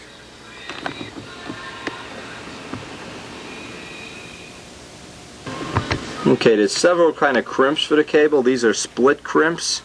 These are hardened steel. These are used basically in marine and aviation use. Very difficult to crimp without a crimping tool. And then these are electrical connectors. Normal electrical connectors, they're brass. Very easy to crimp, but in either case you want to get them, you want to pull test after you crimp. It's pretty self-explanatory what a crimp would be. Okay, to do a crimp with the soft copper electrical connector type of crimps, you want to leave a little bit of cable sticking out. Try to get a look at this. A little bit of the cable sticking out. You want to make this loop as small as possible, and you want to get a pair of wire cutters that have been filed down nice and dull. Get an old pair of wire cutters, put 3 crimps in it, and obviously don't go through. 3 is plenty. Turn it over now so you can do the other side. Now you've got the crimp, basically a little detent into each side. Okay, I usually find 3 is enough. Now I'll take this over to a vise and just pinch it in a vise, and that'll be the end of a reasonable crimp. If you're at the field, you can get away with just crimping it this way and maybe squeezing it in a pair of pliers or even just smashing it with a hammer once or twice. But always pull test, and pull test it several times, not just once. Now what I did with these, just run over and put them in a vise. You don't have to go crazy here, but again, the key thing is if you over crimp them, you'll pierce the cable and cut it and weaken it. If you leave the loops too big, you'll find that what happens when you make the loops too big, in flight, the plane, this thing is squeezing. from line tension, squeezing in, squeezing out. And you don't want it so tight that you don't have a free play at the line clip either. This looks about the right size. And obviously pull test, pull test, pull test, pull test. Now what I use on all actually on all the bolts that I use on these handles, they come from a place called Micro Fasteners, 110 Hillcrest Road, Flemington, New Jersey. These are hardened steel screws. These are not the kind you buy, from SIG or whatever. These are hardened steel bolts. Now you can see how we put a piece of aluminum underneath the cable and another piece right on top. It's hard for me to do this with one hand. And then we'll thread a hardened steel bolt right down into the brass insert.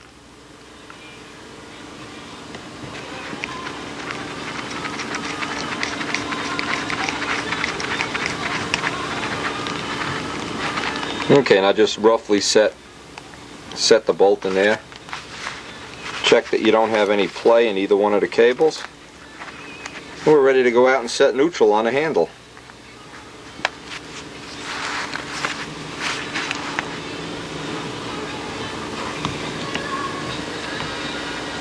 Now you notice with this length of cable you get about maybe 5 or 6 individual adjustments before you replace the cable. And that's a good place to start. So what I do is when I cut the lines for the plane, I usually cut the lines 6 inches oversized, so I can allow for, by the time I get this fine-tuned and adjusted, the lines are exactly 70 feet or exactly 68 or whatever I calculate out or estimate, and that estimate is a big part of the word. The line length should be, and both of these new planes should fly 70-foot, 69-foot lines. Another thing too, now I fly on concrete a lot, and you'll notice if I was to, and I fly with a stooge over at Bradley's, of course, so what happens, I drag these across the field. What happens, it doesn't take long and you just wear the wooden finish right off. So what I do is I just put some very small little holes in each corner, 4 on each side, and I put in some 632 Allen screws. And what that allows me to do then, I drag it across the field and it rubs on the Allen bolts. I do that to all the handles I use when I fly with a stooge. And of course you can cut down long 632s. I just went out and bought a 500 or so of these little ones, since I use a couple dozen in the summer, every week really. If you need some of these, just call me up. Don't bother cutting down big bolts. I'll send them right out to you. But anyway, the whole trick here, if you're going to drag this handle across concrete, you want to get some kind of screws. Now I don't put them in when I sell a handle because they're not good if you're going to fly on grass. You want this as smooth as possible when you drag it across the grass. But for concrete, you want some screws in there. That'll definitely lengthen the effective life of the finish of the handle. Now I just went to the drill press. You'd only have to drill these in about, 3/16 of an inch or so, and I use a 110 thousandths drill. An 1/8 inch seems to be a little bit too big. Just one size less than an 1/8 inch is good. 110 is a good drill size. And then I just put in the little short 632 screws, just run them right in there, and I'll protect the handle for any kind of dragging it across concrete operation, especially if you fly with a stooge. Now I won't mention any names, but I remember somebody, you only have to, by the way, just run this drill in, like I said, 3/16 of an inch is fine. One thing to caution you about is you don't want to run the drill all the way in and go right through the tubing, the little pieces of tubing we have in there, or the cable. And I remember somebody going home, grabbing an 1/8 inch drill, right through the cable, ruined a $30 handle by doing that. So think of that ahead of time before you run out and just run that drill right through it. Anyway, these little screws will protect it real nice. And obviously, 5-minute job, and you can have any handle that it won't get. You want them in all 4 corners, by the way. I've tried doing it all kind of tricky ways. You need it in all 4 corners to really do a job effectively.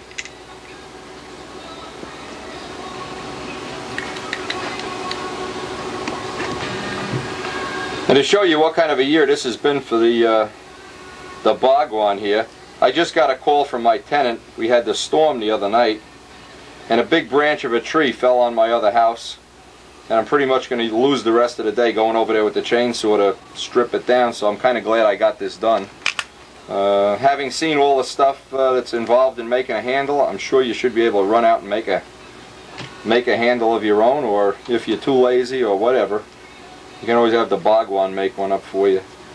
Anyway, what I wanted to say too here, I drilled the bottom hole all the way through because I'm going to put the strap.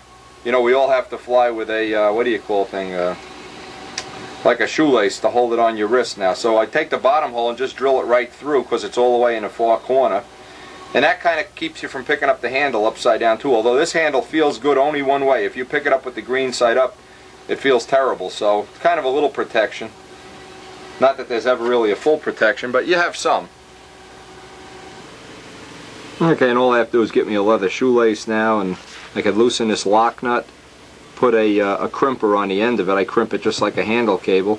And then I have a lock nut here, and just retain it in place in between two washers. But that bolt, that is a bolt that goes all the way through. So that gives you a good, you know, a good attachment point for where you're going to ultimately, let's hope you never let go of the handle, but if you do, you'll have some safety in knowing it's not going to wind up hitting somebody in the face, some innocent bystander or whatever, your mother-in-law or Big Jim or somebody. Now what I do at the beginning of every season is I lay out all the handles and lines, and these are the handles and lines from the ships I flew last year in competition. And I lay out all the handles and lines and replace all the handle cables at one point in time. Now each one of these represents a different plane that we're flying with, a different plane we're competing with, and all of these cables have been used for a season. Another thing I want to make sure I mention is the tubings that go over the end of the lines, and you can see we have them in all various colors. You can go to a fishing supply store, they're just things they use to make fishing lures with. It keeps the line clips from twisting on you. You run out to the handle, you don't have to check that click, click, click, click. They're all lined up. They line up kind of instantly. So with our new handles and, you know, in tow here, we'll just run over. I don't know what you call these, SpaghettiOs or something. They look like macaroni, but they're really neat. Once you use them on the end of the handle, once you make a permanent copy of this. Another thing too I want to mention is grip tape. Now I have all kinds of different grip tape, black, red, blue, they even make fluorescent. But what I like to do is get the niches carved in the handle so my hand is real comfortable there. When it's real comfortable, then I'll just lightly sand the grip tape, and you can buy that in a tennis store if you don't want to buy it from me, if you want to buy it locally. Well, just pour some thin hot stuff on there, let it kick off, it makes it like a rock, and now you can just sand in right into the grip tape. Another way Ted Fancher and Bob Barron used to mold with epoxylite and put a plastic bag on their hand and just squeeze it. What happened when I did that, I had a real funny feel in it. I really didn't like it. I like to be able to just carve away and cut away as I go. And you can see each one of these represents, you know, hundreds and hundreds of flights and fooling around and getting the little niches where I want them. Super important part of having this whole package work. Each line reel is marked with what field we use it for, and when we used it, what the handle is adjusted for. Again, the handle stays like this. For instance, tradition, the lines and handles stay with the plane. This is a permanent part of the airplane right here. The Red Baron, this is our Red Baron set of solids. That set of solids, this line, this handle, permanently set for the plane. Here's another set of lines. We have 70 foot and 68 foot for flying in the wind. And on and on and on, not to be labored. And of course extra sets of lines and everything that go to the field. Usually we take this one big box, load it up with all the handles and lines and everything, and that's our you know, our arsenal of stuff that we need to trim a plane to get that final little bit of performance out of a plane.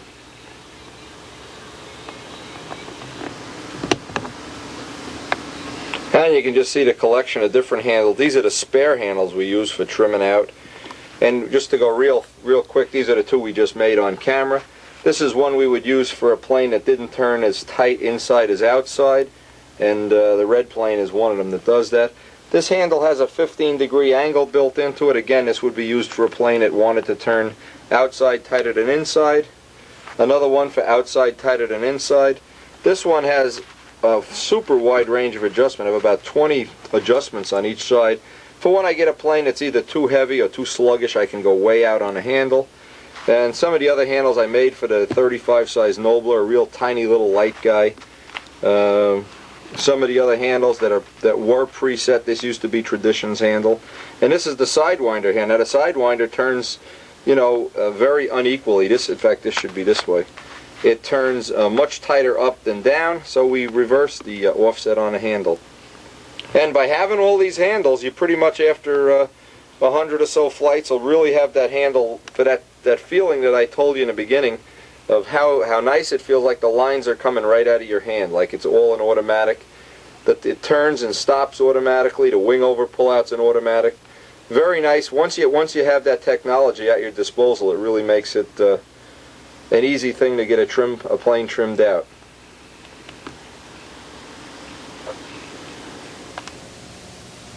Now, I just want to mention this grip tape. We had it anyway in different fluorescent colors and everything. Anyway, what I find out is if you leave a handle shiny like this, you need a certain amount of grip to hold on to it in flight.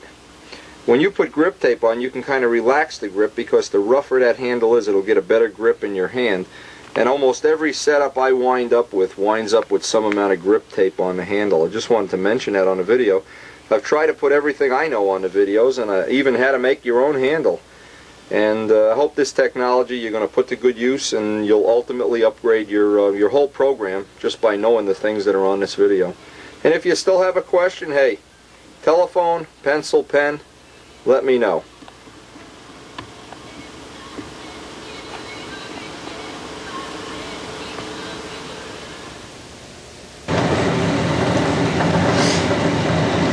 Today Russ is here, and we want to mask off all the colored paint, and so that the only thing exposed is going to be the part of the plane that's going to be white. And what we're doing is the old trick. We lay in a piece of masking tape right over, and you can see by pressing it down it leaves an impression of exactly where the trim is. So now we can take this off and just cut it out 1/4 of an inch smaller. You can see the impression of the whole trim comes right out. We've shown this on a video before. The tape shows right up. Cut this a little bit and then tape the edges, and we have the whole thing masked off relatively quickly.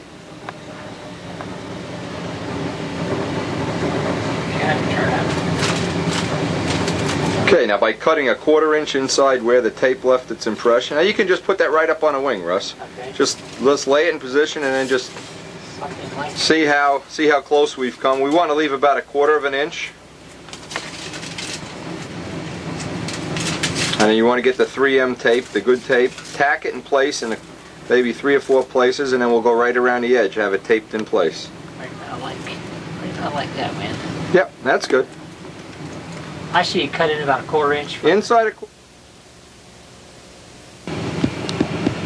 Now we just tacked it in position here with some little square pieces of tape. Now we can just go around the edges. You can see how much paint is sticking out. We'll only really be going over maybe 1/8 of an inch of paint, and go right onto the tape and right around the whole edge with the 3M Body Shop tape. Then go on to the next piece. The tail is going to be real easy to do. And then 1 piece around the canopy and the fuse stripe. So probably we're only going to have 8 pieces of tin foil on the plane when we're finished here. It'll go relatively quickly.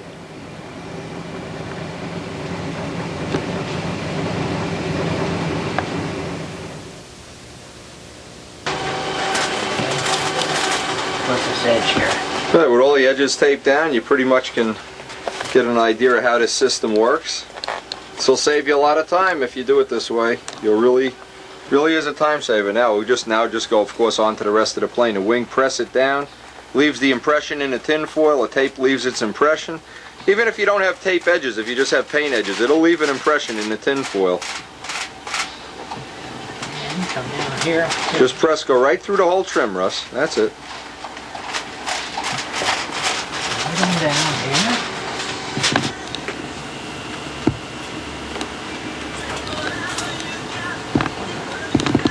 That'll be over here.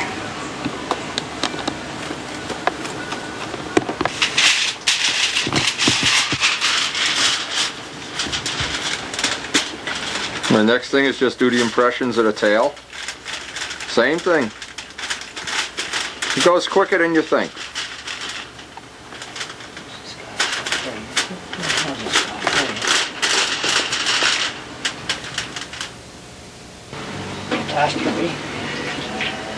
Ready to go paint the, what we decided to do, we mixed up a color here that's a little bit of candy apple purple and white, just to give it a purple tint. We're going to try that first. We'll try on the small parts first before we paint the mainframe to get the color that we want.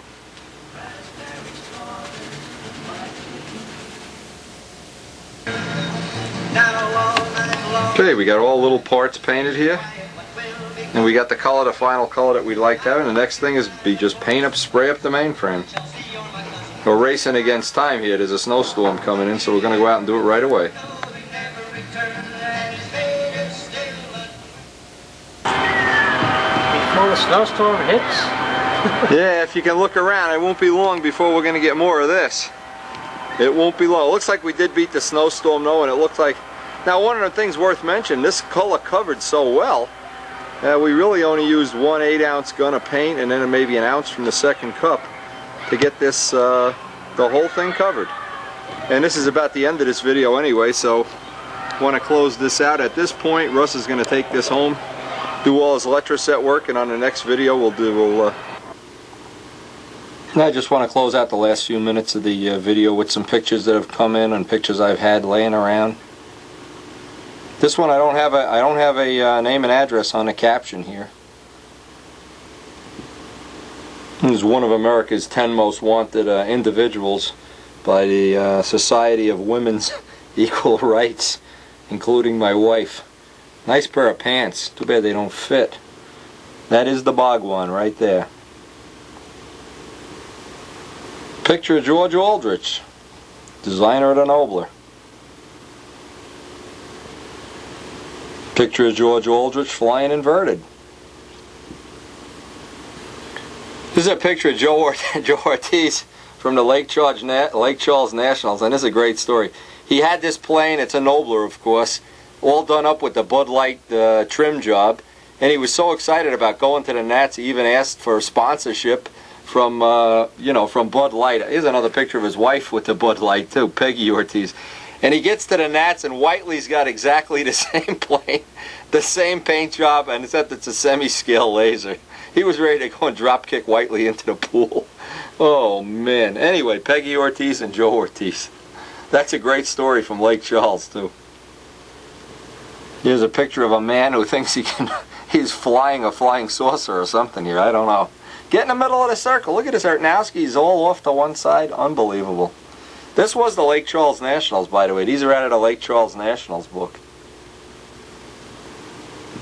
A picture from the appearance judging, Don Hoffelder at the, this is from the Lake Charles Nats, 86. Billy Simons from the Summer of 88 album. Anyway, starting to get near the end of the tape. Anyway, what I hope you get out of this video, I guess most of all, is some ideas for paint jobs, some ideas for something, or I don't know, an idea to go basket weaving instead of flying. Anyway, we'll finish out with a few more. We have a few more pictures from this album. We'll see if we can get the good ones.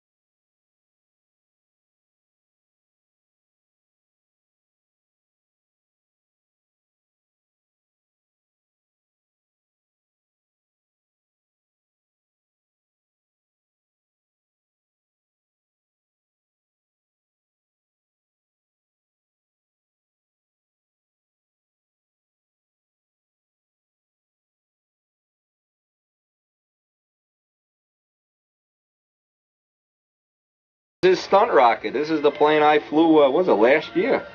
Hey, an old-time stunt.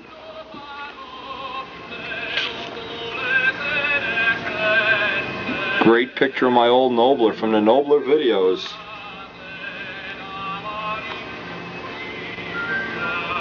Great picture of Buster.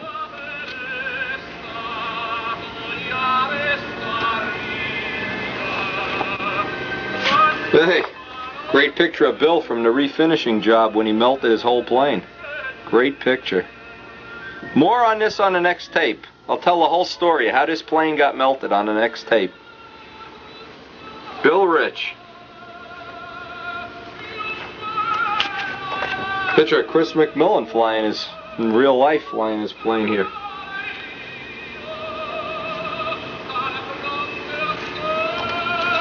Oh, the old Nobler. I love this Nobler. Oh my God.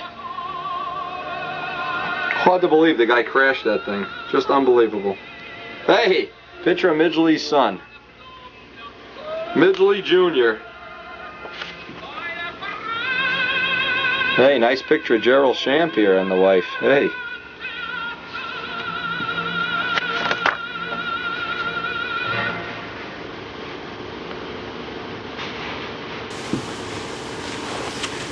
Jimmy Lavelle. Hey, Jimmy Lavelle from the Lake Charles Nats.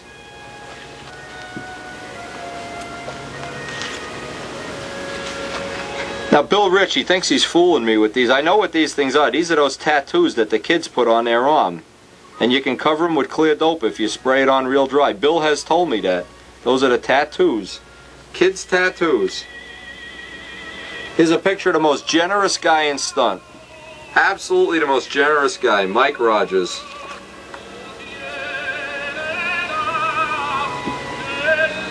Pictures from our southern contingency here. Hey, speaking of southern pictures, Lou McFarland, oh my God, he's alive and well. He likes stunts so much he bought the event, bought the airport. Anyway.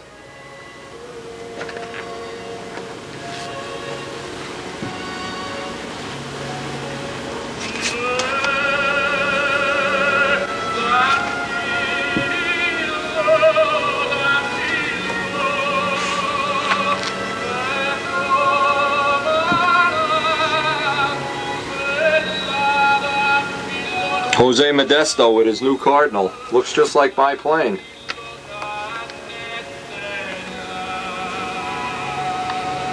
Anyway, hope to see you on the next tape and we'll tell you that story about Bill Rich.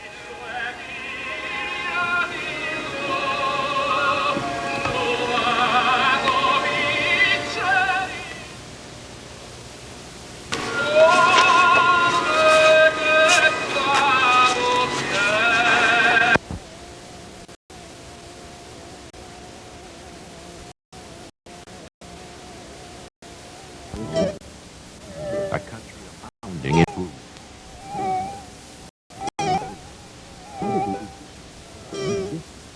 How did the Egyptian religion differ from that of the Israelites? The rulers were viewed as gods. Thus haughty Pharaoh disdained the Israelites, Jehovah.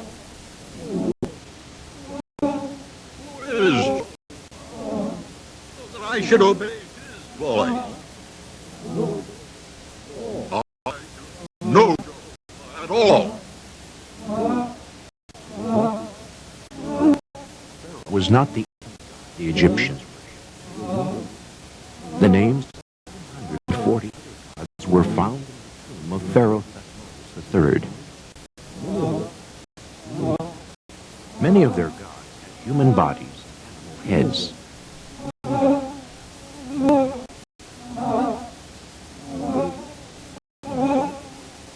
It is easy to understand why the use of images in worship, as stated at Deuteronomy 4:16. That you may not act ruinously and make for yourself a carved image, the form of any symbol, the representation of any beast that is in the earth, any winged bird that flies in the heavens, of any fish that is in the waters under the earth. And after they get see, do bow down to them and serve.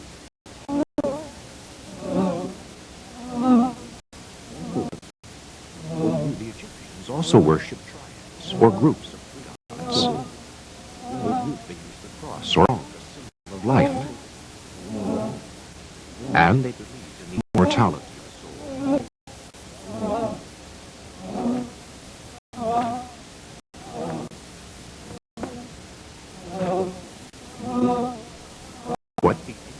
Egypt as a world power? God's prophet foretold its destruction